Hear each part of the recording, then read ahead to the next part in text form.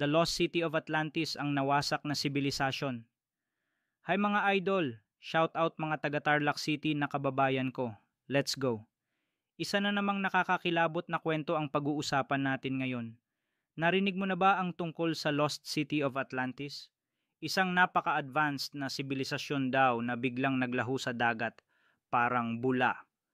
Ayon sa mga sinaunang kwento ni Plato, isang philosopher noong 360 BC, ang Atlantis daw ay isang makapangyarihang kaharian. May napakalawak na lupain, gintong palasyo, at teknolohiyang lampas sa panahon.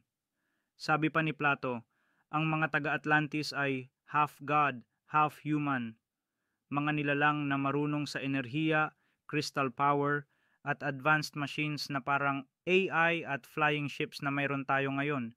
Pero isang araw daw, nagalit ang mga Diyos sa kanila dahil naging mapagmataas at makasarili na ang mga tao sa Atlantis.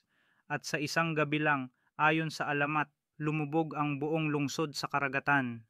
May mga teorya na ang lokasyon daw nito ay sa ilalim ng Atlantic Ocean, sa Mediterranean Sea, o kaya naman sa ilalim ng Antarctica Ice Wall. Hanggang ngayon, marami pa ring diver at researcher ang naghahanap dito at may mga lugar na nadiskubre na may ancient ruins sa ilalim ng dagat.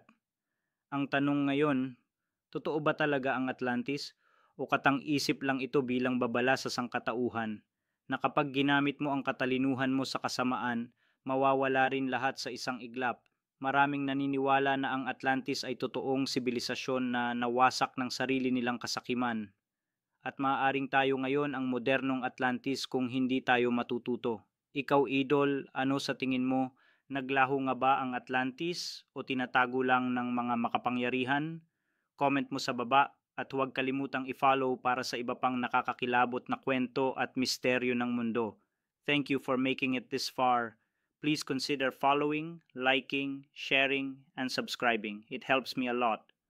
Also, please leave a comment with your location so I know where this video has reached. I will read them all sincerely. It's me again, Jericho Barreda, the video creator. Please support me so I'll be motivated to make more videos like this. Don't forget to follow or subscribe to stay updated on my upcoming content. Thank you for watching. Goodbye.